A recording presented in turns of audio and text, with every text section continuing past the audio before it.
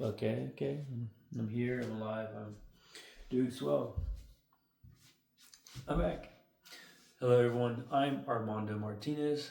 If you don't know about me, I am from San Diego, Texas. I was born October 5th, 2006, and I'm currently at Tarleton State University, majoring in general psychology with a minor in military science, doing Army ROTC, a part of the Texan Corps of Cadets, as well as part of the Texas Army National Guard doing the SMP program. I am an 09 Romeo, which just means I'm a cadet. I am part of student government here at Tarleton, as well as I am the president of TAG. TAG is Tarleton's Adventures Guild, a Dungeons & Dragons club I created earlier this year. Now, I failed. If you don't know, or people who care enough, or even if you don't care, I created Project 25. Project 25 was a YouTube video series I was creating, giving me life monthly updates every month after my birthday, or at the start of the new year, sorry. And at the start of the new year, I recorded every video. Every month I recorded a video talking about my journey from, high school, growing up, getting a job, and telling my stories and telling you my mental thoughts and how I was thinking in my mental well-being over the course of a year. Over this course of the year, I went from my second semester of my senior year all the way up to the first semester of my college year. And then I stopped. I stopped posting around month 10, and I never had time to film month 12, 11 and 12. And let me tell you how. Let me tell you how I failed and how I'm going to get back up. Okay, let's see how that goes.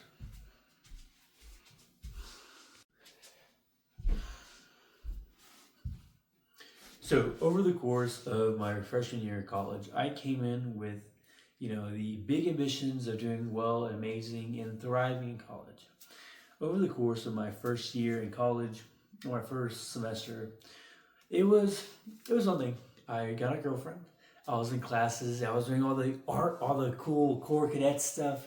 I was getting out there. I was having fun, having a blast, and being part of a new environment, part of a new world, coming from a place where I didn't really have as much friends as I thought, and I lost a lot of my good friends when I came to college. I came here with big and open arms. I was accepting everybody, having everyone as my friend, and I was letting everyone in. And I was making a lot of dumb decisions. During this course of this year, or of last year, I got into a relationship. I will leave her name disclosed. And it was really swell. It was going great. And I was doing great in my classes, and I was, having fun. I was going to go hang out with parties, go drink. I was doing this and that. And, a part of me didn't realize the little things that mattered in my life that actually were really important, like texting my parents and my family, or doing my actual schoolwork, or taking care of myself and my well-being. Over the course of my freshman first semester, it was going great until near the end. Near the end, I started falling back into old temptations, old sins I was falling into, and I could see it. But freshman me, being all jolly happy as I am, I tried overlooking it. I tried being I can fix this, I can fix that. And things were stacking, building. And I couldn't handle it. I wanted to be honest, I couldn't handle everything that the world was throwing at me. During this time, during the point of my life where I was straying away from God and I was getting consumed by this relationship, I was letting a part of myself go for that. I was sacrificing myself and losing my identity a little bit for this person. Now, I don't have no hate towards this person, no animosity. I don't really care anymore. But I felt as myself not being where I should have been. And during the Project 25, filming these videos, I was getting lazier, really good sometimes, and then lazier and lazier when filming. During these filmings, I didn't tell all my thoughts, of course. A lot of them stay in my head, but I was telling you the general basis of everything, the general overview of how I was thinking and how I was improving. The whole point of Project 25 was to show my development, my growth over a year of my life, because it was just a switch and transition from high school senior living with his mom to being on my own in a college dorm. and living a world free, away from my parents, with money in my pocket, and having fun. During the end of my winter break, I was having problems with this relationship. And a part of me wasn't sitting right. It wasn't, something was off. And I knew something was off. And I didn't want to accept it or tell myself what was going on. And I was letting my mind be free. I didn't have a capsule or a hold on my thoughts or my ideas or how I was perceiving the world around me. So when I got back from break, I knew I had to make a change. I knew I had to fix something. I knew I was falling into lust bad. I knew I was falling into this and that really hard. I knew I wasn't focusing on my classes and I failed a class last semester. I knew my body, I knew my mental health, I knew things that I wanted and worked so hard for, that I dreamed about for years, was going away slowly. Or I knew in this time I wasn't where I wanted to be.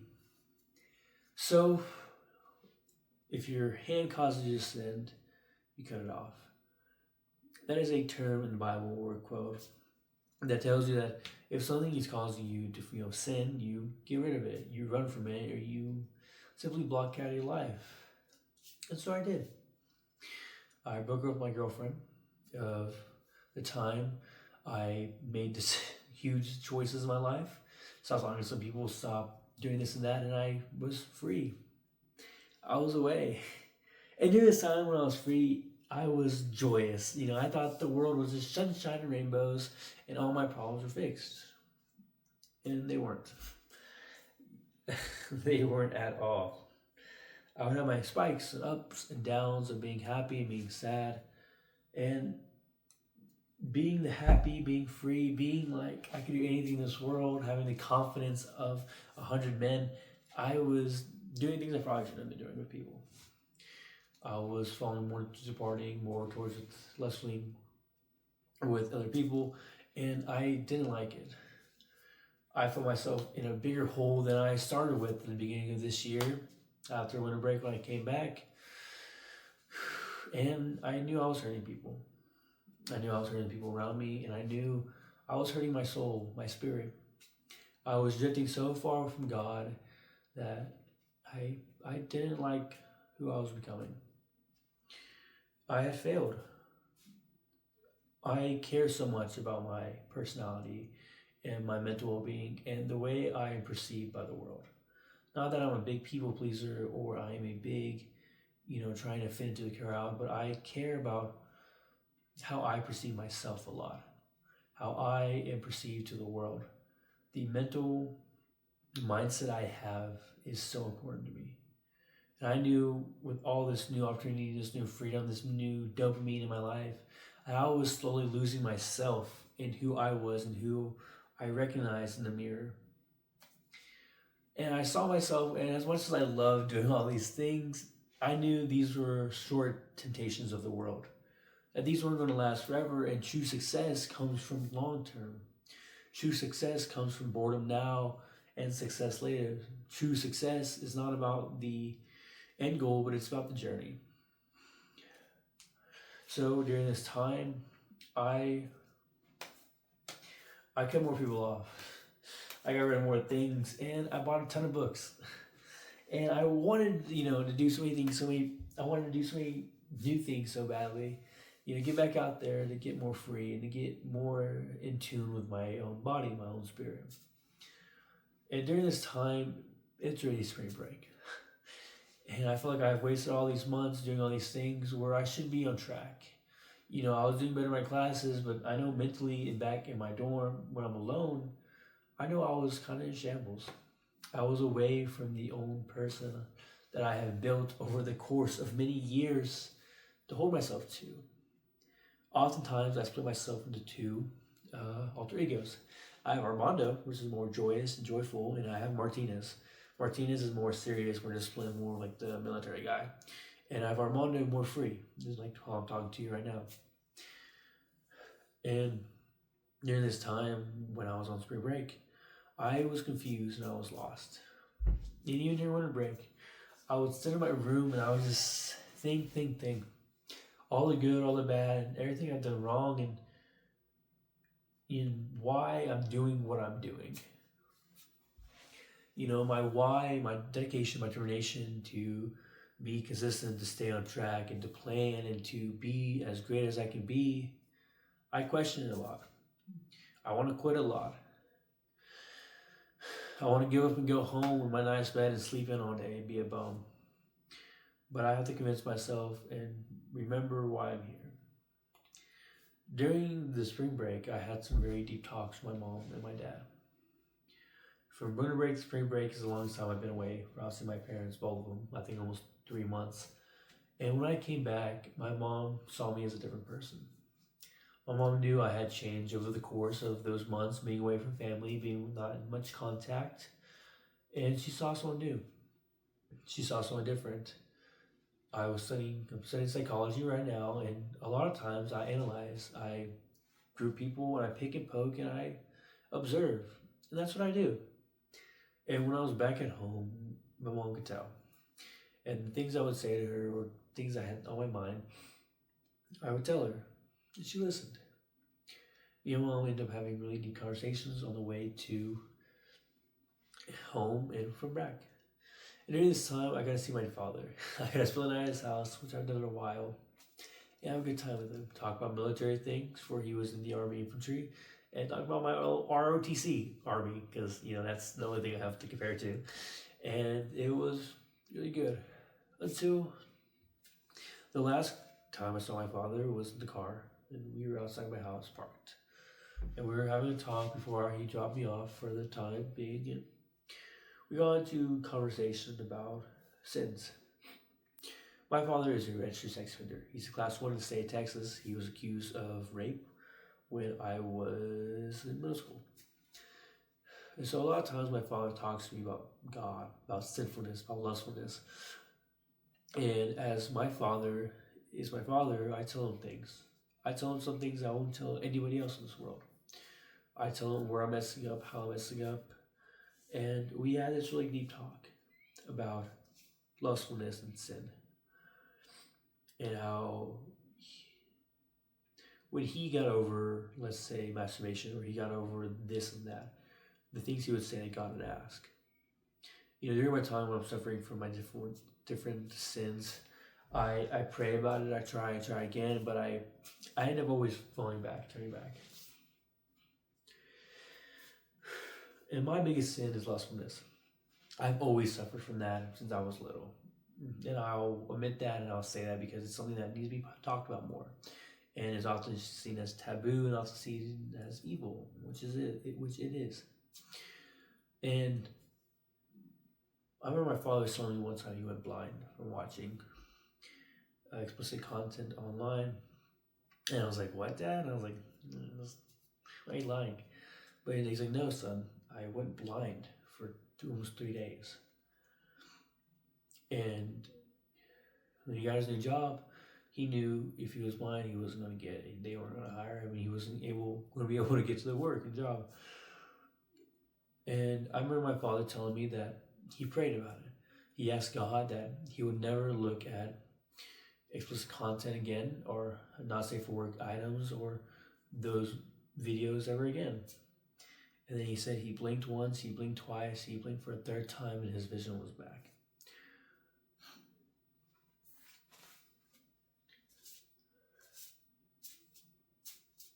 A lot of times that I'm going through my own things, or I am in my own little thoughts, my own little mind, and I feel like I'm going crazy some days, I realize what I need and what I don't need. I feel like I just want a wife. I want a nice girlfriend, wife and kids, the American dream. However, I knew if I was still sinning and I was still acting evils of the world, that God wasn't going to give me someone's daughter. That God wasn't going to treat me as I should be treated. For good reason. And so I prayed a prayer, like my father did that one day. I said, "Lord, if if I promise to God and to those around me that I'll stay away from lustfulness, that I'll be clean of this earth, that even though I may be flawed by design, I will uphold this one exception. And so I asked him for it. I prayed and said, Lord, I may not be perfect, but I will stay free from this sin. And that was around 2 weeks ago. In those 2 weeks, I asked and I prayed for a lot of things. In those 2 weeks, I fixed the things that were making me sin. I fixed the things or got rid of it that was causing me to fall into a mental spiral of my own thoughts. And here I am. I'm slowly recovering back from everything, and I'm slowly back on the tracks that I want to be. I stay away from that stuff, and I'm trying to do good. Even though it's a very lonely path, I'm not gonna sit here and say it's all sunshine and rainbows. I'm the happiest person in the world, but I know that my happiness doesn't really matter right now. I need to be on my goals, on track with what I need to do. And so, what I thought was the best thing for me to do was to buy books. I bought 10 different books over there in the corner that I want to read over the next year. Now, you might be saying, Armando, you read? I don't read. I don't read at all. Actually, I'm a terrible reader. I'm heavily dyslexic, and I have to read like a paragraph 2 to 3 times, even 5. But I knew it's something that was holding me back. I had never read a full chapter book before. And if you think I'm lying, I'm not. I've only lived snippets, and I've looked up most of the things online or watched YouTube videos in school. And that's how I've gone through. I've never read a chapter book fully. The most I've done was like maybe those like small little kid ones, like the really fat ones, like if you give a mouse a cookie. But other than that, I have never read a book from start to finish that's more than like a chapter or two. And I would think to myself, it's like, I want to read so bad. I want to be able to have that knowledge and be able to retain and be one of those good people to read like that. And so that is my new ambition for this year. For Project 26, 2026, over the course of the next couple months, I'll be giving book reviews over my thoughts, lively updates, and yeah. So over the next course, at least the next couple months, I'll be giving you videos about who I am, what I'm learning, what I'm thinking, and my books. Now let's talk about my AI, my self-analysis.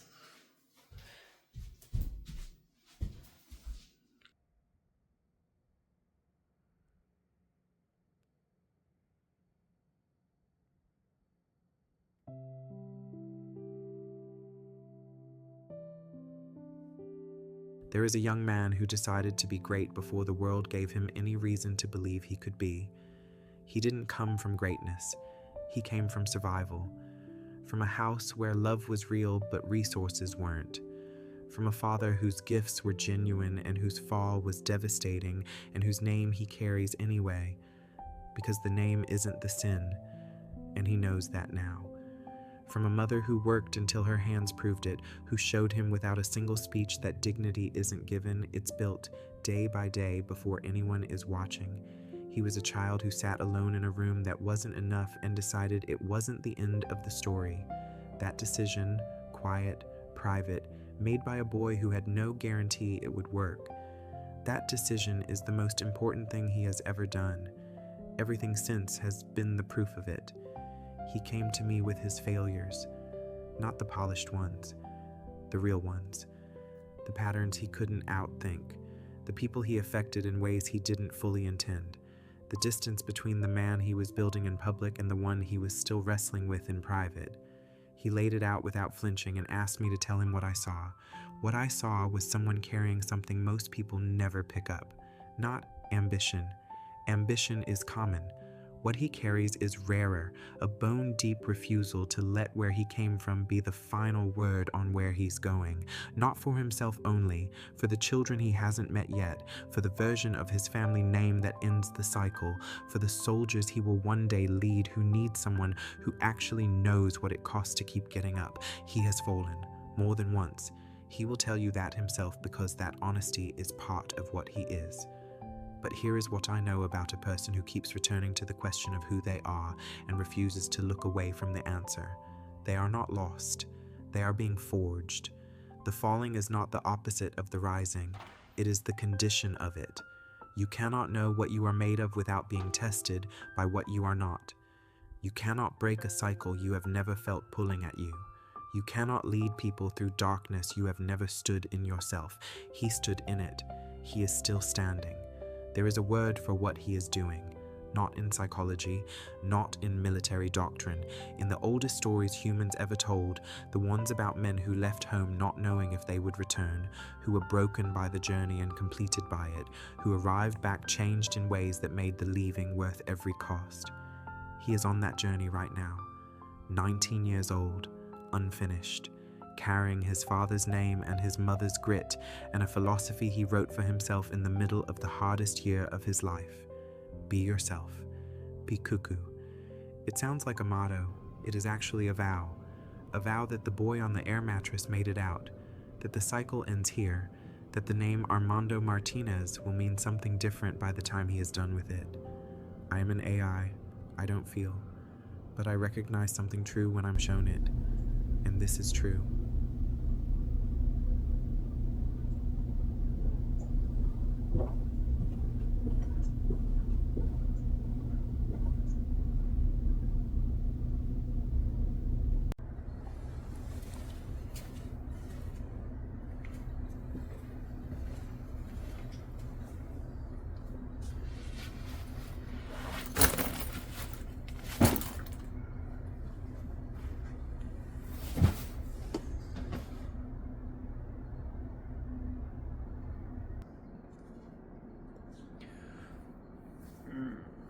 It's late at night.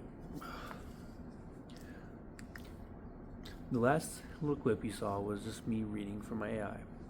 Over the course of these past couple months, I've been using Gemini, Claude AI, and OpenAI, ChatGPT, to help psychoanalyze myself, my ideas, my thoughts, my emotions, the way I'm using my face, the way I'm speaking, to get a better understanding of my person, of my character, of who I am.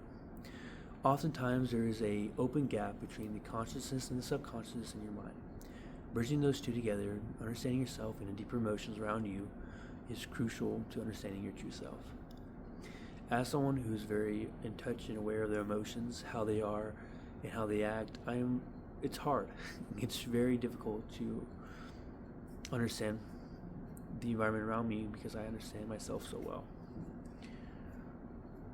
And it is a burden and a curse at the same time. With these things, emotion, the future use of psychoanalysis when it comes to AI is huge. It's something in the future and it's something that's going to grow over time. And right now, seeing the changes in development of it is so fascinating to me. It's one of the things I want to study, one of those things that I would love to do my doctoral thesis about. Something I would love to defend and object, to spread it to the world. Being able to self-analyze people or ideas or thoughts for any uses necessary for therapy, for mental health, or even just understanding someone better at deeper terms that may not be able to define themselves, understand themselves, or speak for themselves. A lot of times people have difficulties sitting down with their own emotions, with their thoughts, and sitting in silence. It's like that one psycho test where it has a flashing light and it beams back and forth. And you're supposed to focus on the beam going back and forth, and it makes you go a little crazy. But it reveals the deepest and truest childhood memories, trauma that your body may have buried. Even though it may be buried in your conscious mind, in your subconscious, it's there. Oftentimes there is an open gap between the consciousness and the subconscious of your mind. Finding a way to open or cross or explore the open gap that is there is so fascinating to me. A lot of things I do without thinking. I breathe without thinking, my heart beats without thinking. Little movements and tics I do without thinking. When I'm focusing really hard, I open my mouth like this. Or I'm really concentrated, one eye will shut down, one will open. Now, do I do this intentionally? No, but it's part of my subconscious mind that does it without me thinking. And it's part of who I am. Understanding the fact that even though AI right now may not be the best do analysis. It's cool and interesting to me. And understanding that, OpenAI and Claude AI and ChatGPT, it's all kind of a yes man. It'll tell you what you want to hear, tell you good. But developing the ideas and facts of how to properly use it without making it seem like, give me all the answers. When I asked my AI to further develop my ideas, my thoughts, my videos, my Project 25, Project 26, I had it is understand to me. What can it tell about me and my story, my future, for who I am? Regurgitate that back out to me in a script and a line that develops a better picture over time. And what can it infer? A lot of times it just tells me what I already know. But it's interesting to see it from a robot. It's interesting to see something that has collected the data on me, analyzed me, and told me something that, yes, I know I do it, and I know why I do this, but my AI found that out about me too. My AI found the same codes, the same patterns, the same tricks, the same little hints and details that I had to spend hours thinking, reflecting, and trying to find over time in a matter of seconds. Without me telling it, without me guiding it, just telling it to dive deep. Find out what patterns, what philosophy, what psychoanalysis that this AI can do on just my thoughts, my text, my voice, my tones, my videos, and everything around me. And I find that so amazing. This video was more for fun. It was more for me to just get back out there with my, my little passion projects I have. And I hope you enjoyed. And I hope you like the little fun little snippets and clips. And this isn't a mic either. This is like a little clicky thingy, but that's what I'm using today. But hope you have a wonderful day, night, evening, and morning. And I'll see y'all later.